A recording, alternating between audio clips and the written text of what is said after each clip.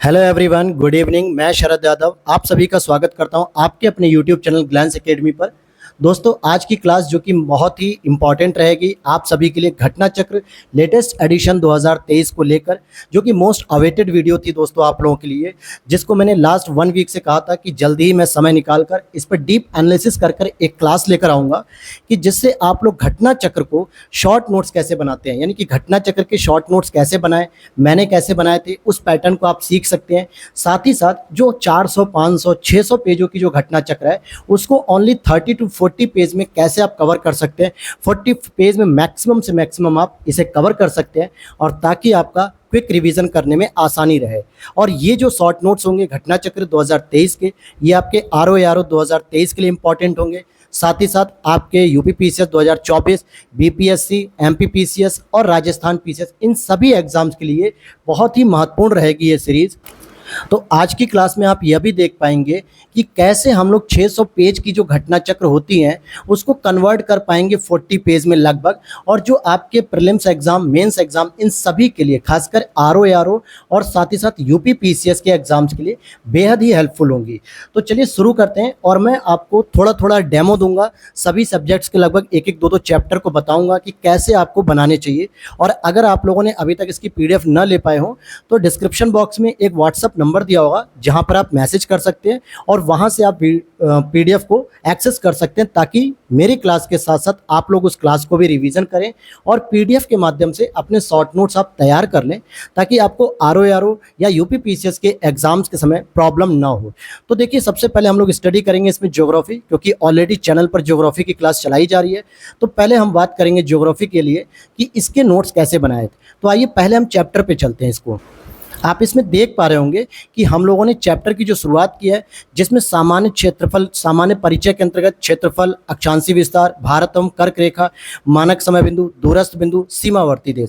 अब ये जो पॉइंट है ये चैप्टर नंबर 1 के अंतर्गत ही आ रहा है, और इसमें अगर आप देखेंगे तो लगभग ये 12 पेजों में ये पूरा का पूरा घटना चक्र दिया है, लेकिन इसको आपको 1 से 2 पेज में पूरा कवर कर लेना है। कैसे करेंगे इसके बारे में अभी चर्चा करेंगे। साथ ही हम लोगों ने पढ़ा था सेकंड चैप्टर को, जिसमें भौतिक विभाजन था कि प्राकृतिक प्रदेश, पर्वतीय प्रदेश, दक्षिण एवं मध्य पर्वत श्रेणियों की जो पहाड़ियां वगैरह, पर्वत चोटियां, घाटियां, दर्रे, हिमरेखा, पठार, तटीय भाग, इन सभी को, जो कि लगभग आप मान के चलिए कि 30 पेज के आसपास है, इनको भी आपको 4 से 5 पेज में कन्वर्ट कर लेना है। तो कैसे करेंगे, तो आइए हम लोग चलते हैं सीधे चैप्टर पे और वहीं से इसकी शुरुआत करते हैं।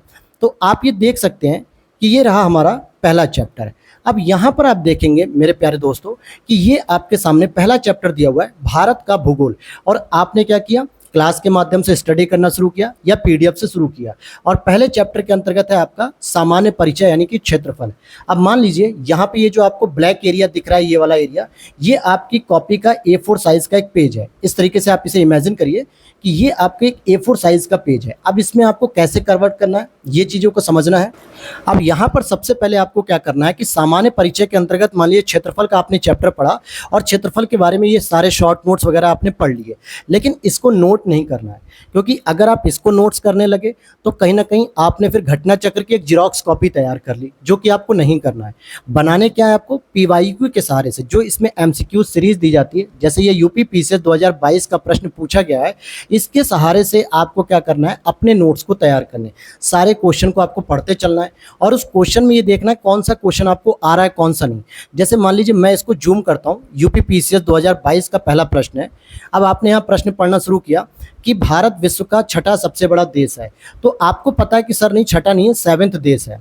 लेकिन अब यहाँ पर ही आपको सीमित नहीं होना है। आपने क्या किया, क्वेश्चन नंबर 1 डाल दिया। यहाँ पे मान लीजिए क्वेश्चन नंबर 1 डाला और इसमें लिख दिया कि इंडिया हैज़ अ पोजीशन कौन सी, 7th, यानी भारत का 7th स्थान है। लेकिन इससे पहले आपको 6 देश और 8th नंबर के देशों के बारे में जानकारी होनी चाहिए।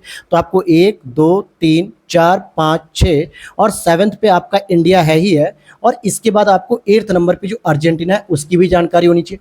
तो इन 8 देशों के नाम आपको अगर पता है तो आप बिल्कुल मत लिखिएगा। अगर आपको नहीं पता है तो लिखिएगा, ताकि आप क्या करेंगे, जो चीज़ें हमें नहीं पता है हम उस पर फोकस करेंगे और उन्हीं चीज़ों को लिखेंगे।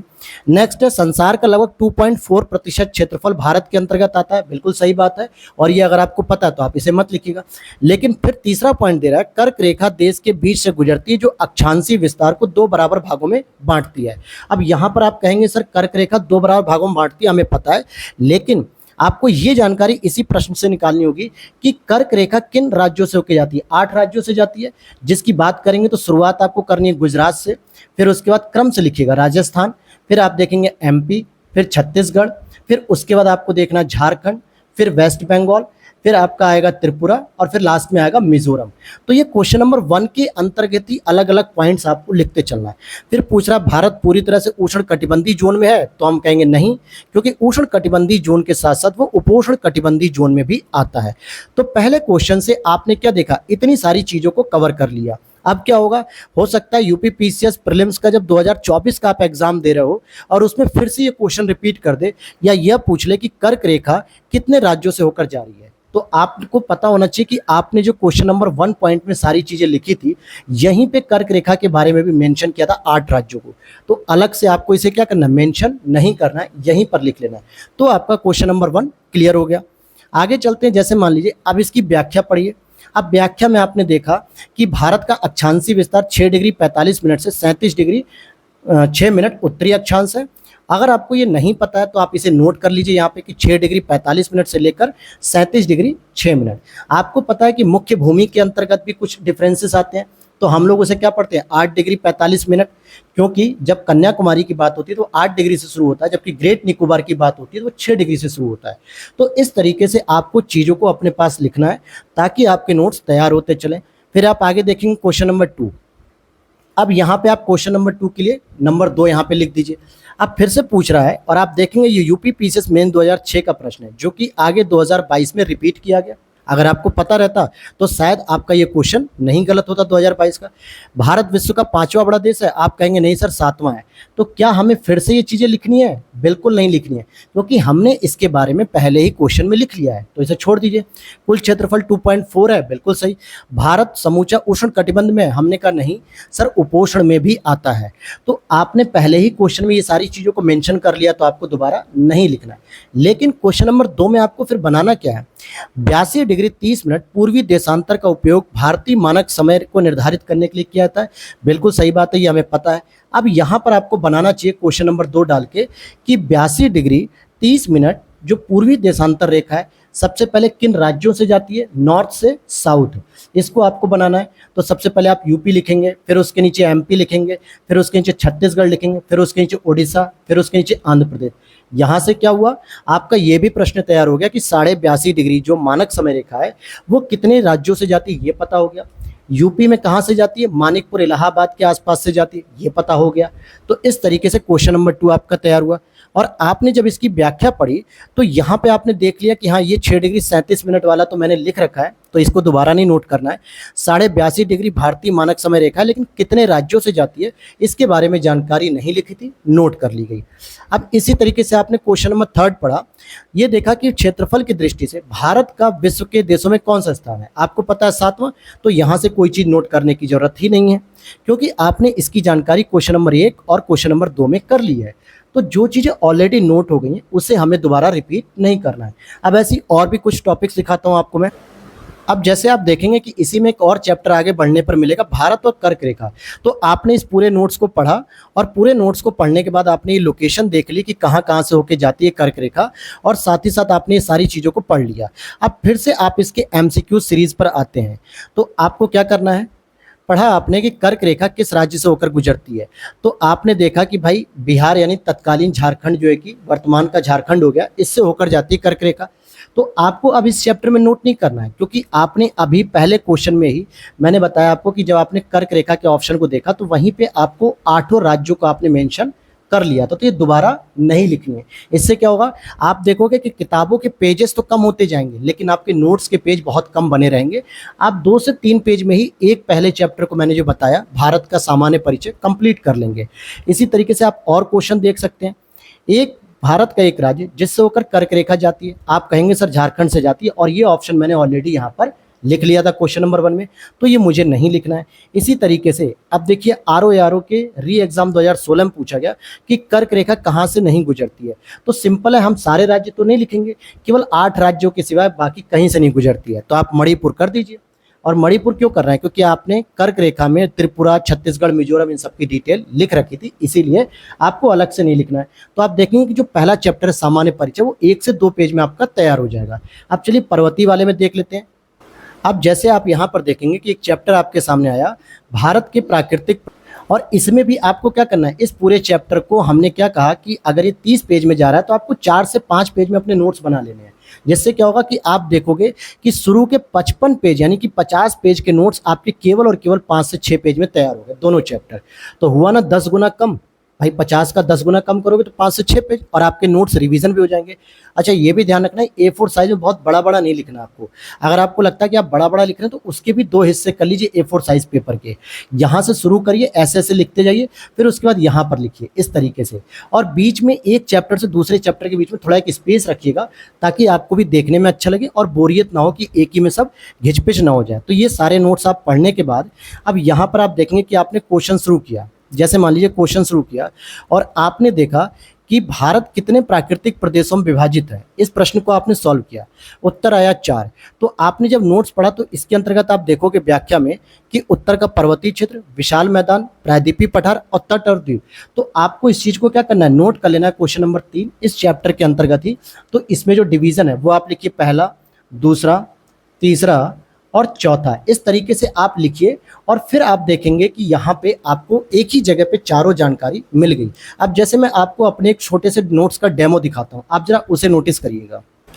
अब जैसे आप यहाँ पर देख सकते हैं कि आरओ के जो है कि PYQ के नोट्स बने हुए हैं, तो यहाँ पर आप देखेंगे कि कुछ एक्स्ट्रा जानकारी कैसे कलेक्ट की जाती, कैसे लिखा जाता है, ताकि हम एक ही जगह पे चीज़ों को समझ लें। एक क्वेश्चन उसमें पूछा गया था कि बौद्ध धर्म में त्रिरत्न कौन कौन से होते हैं, या बौद्ध धर्म में कौन सा त्रिरत्न नहीं था। तो उसमें ऑप्शन दिया था बुद्ध, धम्म, संघ, और एक और ऑप्शन था जिसको एलिमिनेट करके हटा देना था। तो क्या मेरा नोट्स यहीं तक तैयार हो गया? नहीं, मुझे पता है कि इसमें कुछ कंफ्यूजन होता है कि जैन धर्म और बौद्ध धर्म के त्रिरत्न कौन कौन से होते हैं। तो मुझे यहीं पर नोट्स बना के लिखना चाहिए था कि जैन धर्म से संबंधित त्रिरत्न है सम्यक दर्शन, सम्यक ज्ञान, सम्यक चरित्र, और साथ ही साथ बुद्ध धर्म के त्रिपिटक भी होते हैं जो कंफ्यूजन करते हैं, सुत्त पिटक, विनय पिटक, अभिधम्म पिटक। तो ये आप देख सकते हैं कि इस तरीके से नोट्स बनाए जाएंगे। जैसे अगर आप देखेंगे कि एक और नोट्स मैं यहाँ पे आपको दिखाता हूँ, 2016 की री एग्जाम का है। वहाँ पूछा गया था आपसे प्रश्न में कि दिल्ली सल्तनत के किस शासक ने अपने आप को खलीफा घोषित कर दिया। अब आपका उत्तर तो सीधी सी बात हो गई कि कुतुबुद्दीन मुबारक शाह खिलजी उसका नाम था, उसने अपने आप को खलीफा घोषित कर दिया। तो क्या मेरे नोट्स यहीं तक तैयार हो गए? क्योंकि एग्जामिनर खलीफा के बारे में सोच रहा है, कुतुबुद्दीन के बारे में सोच रहा है, तो हो सकता है आरओ 2023 या 2024 PCS में इससे मिलता जुलता एक प्रश्न रख दे। तो आपकी जिम्मेदारी कि उसकी व्याख्या जो दी हुई है उसको कैसे नोट करोगे। तो उसमें दिया इसका कार्यकाल 1316 से 1320, इसकी उपाधि दी हुई है अल इमाम, अल उल इमाम, खिलाफतुल्लाह, ये सारी उपाधि मैंने यहीं पे लिख दी ऐसे नोट्स बना के। ये नग्न स्त्री पुरुषों की संगत को ज़्यादा पसंद करता था, इसीलिए इसको रंगीला शासक भी कहा दिया जाता था कभी कभी। बाजार नियंत्रण प्रणाली जो कि अलाउद्दीन खिलजी ने शुरू की थी, इसको समाप्त किया गया। तो यहाँ पे लिख दिया स्टार्ट किसने की थी। तो इस तरीके से आप देख पाए कि नोट्स को बनाने का कैसे तरीका है जो कंसाइज वे में। अब मेरा एक ही जगह पे कुतुबुद्दीन मुबारक शाह खिलजी से संबंधित सारे नोट्स वहाँ पे तैयार हो गए। अब इससे बाहर जाके कोई भी प्रश्न एग्जामिनर शायद ना पूछे। अगली बार प्रश्न यही पूछ देगा ना कि बाजार नियंत्रण प्रणाली को निम्नलिखित में से किस शासक ने समाप्त किया। तो मैंने नोट्स बना रखा था, इसीलिए जो है कि मेरा ये उत्तर सही हो गया। तो ये चीजें होती हैं जो आपको सीखनी है। तो अब इसी तरीके से आपको क्या करना है, इन चैप्टर्स को छोटे छोटे पार्ट में डिवाइड करके आपको नोट्स बना लेने हैं दोस्तों। अब जैसे मान लीजिए उत्तर का पर्वतीय प्रदेश है, तो आपने इसके बारे में पूरी डिटेल से जानकारी ले ली। अब पर्वतीय प्रदेश के बारे में आपको पूरी जानकारी हो गई, तो आपने यहाँ पे देखा कि 4 प्रकार के हिमालय होते हैं, सारी चीज़ें। तो आपको यहाँ से नोट्स नहीं बनाना है, बल्कि आप क्या करोगे, MCQs पे आओगे सीधे। अब यहाँ पर आप पढ़ोगे कि मान लीजिए एक ही प्रश्न है, यदि हिमालय पर्वत श्रेणियां, या चलिए इसको छोड़ के हम आगे चलते हैं कि उत्तर भारत के उप हिमालय क्षेत्र के सहारे फैले समतल मैदान को क्या कहता है। तो आपने देखा कि भाबर कहा जाता है। अब यहाँ ऑप्शन में आपको खादर भी दे रहा है, तराई भी दे रहा है। इसके बारे में जानकारी आपको व्याख्या में अगर दी है तो वहाँ से नोट करिए, नहीं तो जो आपने ऊपर नोट्स पढ़े उसमें दी हुई है तो उसे लिखिए। तो यहाँ पर आप देख पा रहे हैं फिर हिमालय का पर्वतपति प्रदेश किसे कहते हैं, तो शिवालिक को कहते हैं, शिवालिक लिखिए। लेकिन अरावली, जो कि मैंने पढ़ा रखा है अरावली के बारे में, कि एक अवशिष्ट पर्वत के रूप में जाना जाता है। ऐसा प्रश्न पूछा जाता है दोस्तों कि निम्नलिखित में से कौन अवशिष्ट पर्वत है, तो आपने क्या किया, यहीं क्वेश्चन नंबर 6 डाला और यहीं पे लिख दिया कि शिवालिक गिरिपद होता है, लेकिन अरावली ऑप्शन में दिया हुआ है तो हम अरावली के सामने लिख देंगे ये अवशिष्ट पर्वत है। और साथ ही साथ सबसे प्राचीन पर्वत के नाम से ये जाना जाता है। ट्रांस हिमालय की बात करेंगे तो ट्रांस हिमालय को लिखिए इसी क्वेश्चन के अंतर्गत, जिसमें लिखिए कैलाश की रेंज आती है, लद्दाख की रेंज आती है, जास्कर की रेंज आती है, ये तीनों जानकारी लिखिए। वृहद हिमालय की बात करेंगे तो इसी वृहद हिमालय के बारे में जानकारी लिखिए कि वृहद हिमालय का विस्तार किन के बीच में है, ट्रांस हिमालय और लघु हिमालय के बीच में है। वृहद हिमालय पर ही सबसे ऊंची चोटी माउंट एवरेस्ट पाई जाती है। तो ये पूरी जानकारी जब आप इसको लिखेंगे तो आप देखेंगे कि केवल और केवल एक एक चैप्टर आपका जो है कि 2 से 3 पेज में तैयार हो जाएगा। आइए अब इसी तरीके से दूसरी पीडीएफ पे चलते हैं, दूसरे सब्जेक्ट के। अब इसी तरीके से आपको 2023 की जो साइंस की क्लास हम लोग चला रहे हैं, तो साइंस की नोट्स भी आपको क्या करने हैं, शॉर्ट नोट्स बना लेने। तो आइए बायोलॉजी पर सीधे हम लोग चलते हैं। अब यहाँ पर आप देखेंगे कि बायोलॉजी में आप पढ़ेंगे तो ये पूरी की पूरी सारी की सारी शाखाएं हैं। तो क्या ये सभी लिखनी चाहिए, ये जरूरी नहीं है, लेकिन आप एग्जाम के ओरिएंटेड जरूर लिखिए कि जो एग्जाम्स में पूछी गई हैं वो रिपीट जरूर होती हैं। तो जैसे यहाँ पे लिखा जा रहा है, एक प्रश्न आपने बनाया कि जूलॉजी का अध्ययन क्या कहलाता है। भाई जीवित और मृत दोनों जानवरों का होता है, इसके बारे में आपको लगता है कि हाँ ये जानकारी हमने लिख ली, यहाँ पे क्वेश्चन नंबर 1 डाला और ये लिख दिया। साथ ही साथ इसमें लिखा हुआ है कि ये बायोलॉजी की एक प्रमुख शाखा है जिसके जनक अरस्तु हैं। तो आपको लिखना क्या है कि फादर ऑफ जूलॉजी ये अरस्तु हो गए, तो ये आपको जानकारी होनी चाहिए। वहीं आपने ये देखा कि एक प्रश्न यूपी लोअर में पूछा गया था 1998 में, इसका मिलान करने के लिए कि पक्षियों का अध्ययन ऑर्निथोलॉजी हो गया, और इसी तरीके से पर्यावरण का अध्ययन इकोलॉजी हो गया, जीवाश्म का पेलियोबायोलॉजी हो गया, और वंशागति का जेनेटिक्स। तो इसके इस तरीके से ही बस सिंपली नोट्स बना लीजिए, जिससे क्या होगा आप जल्दी रिवीजन कर पाएंगे। ऐसे ही आगे जब हम और भी चैप्टर्स पे चलेंगे तो आप देखेंगे जैव विकास के बारे में। तो जैव विकास के बारे में कैसे पता चलेगा, तो आप सबसे पहले एक क्वेश्चन सीरीज को देखिए, और क्वेश्चन की सीरीज में आपने देखा कि निम्नलिखित में से कौन सी गैस प्राचीन या पृथ्वी के वायुमंडल से अनुपस्थित थी। आपको पता है कि ऑक्सीजन अनुपस्थित थी, लेकिन आपको क्या करना है, यहीं पे लिखना है कि कार्बन डाइऑक्साइड की मात्रा कितनी थी, अमोनिया की कितनी थी। अगर नहीं पता तो कोई बात नहीं, ऑक्सीजन की वर्तमान में क्या स्थिति है, 21% के आसपास है। तो कुछ बेसिक जानकारी आप लिखिए, बाकी उसको छोड़ दीजिए। तो ऐसे करके आप अगर लिखते हैं तो आपकी जो है कि शॉर्ट नोट्स जल्दी तैयार होते हैं, और यही पैटर्न आप हर किताब में यूज कर सकते हैं, चाहे वो पॉलिटी हो या हिस्ट्री हो। चलिए मैं आपको हिस्ट्री में भी दिखा देता हूँ, नहीं तो आप लोग कहेंगे सर आपने केवल उन्हीं क्लास को दिखाया जो आप क्लास चला रहे हैं। तो ऐसा नहीं है, पैटर्न यही रहता है दोस्तों, इसी तरीके से। और मैंने आपको दिखाए भी PYQ के नोट्स मैंने कैसे बनाता हूँ, कि अलाउद्दीन खिलजी वाली नीति, जिसमें मैंने आपको दिखाया कुतुबुद्दीन खिलजी का, या बौद्ध धर्म के इतिहास। तो ऐसे आप कनेक्टिंग फैक्ट को जो है कि एक साथ रखेंगे तो आपकी घटना चक्र मुश्किल से मुश्किल आप मान के चलिए कि 40 पेज में आपकी एक एक सब्जेक्ट की घटना चक्र खत्म हो जाएगी। बहुत ज़्यादा नहीं लगेगा, बहुत लगे किसी की राइटिंग अगर ज़्यादा बड़ी है, ज़्यादा बड़ा लिखता है तो 50 से 60 पेज। सोचिए 600 पेज की किताब को आप 60 पेजों में कवर कर ले रहे हैं, तो रिवीजन करना कितना आसान होगा। जब आप रिवीजन करने के लिए कोई भी बुक उठाते हैं तो आपके ऊपर सबसे पहले मेंटली प्रेशर पड़ता है कि यार ये 600 पेज की किताब है, 700 पेज की किताब है, 500 पेज की है, ये हमसे नहीं हो पाएगी।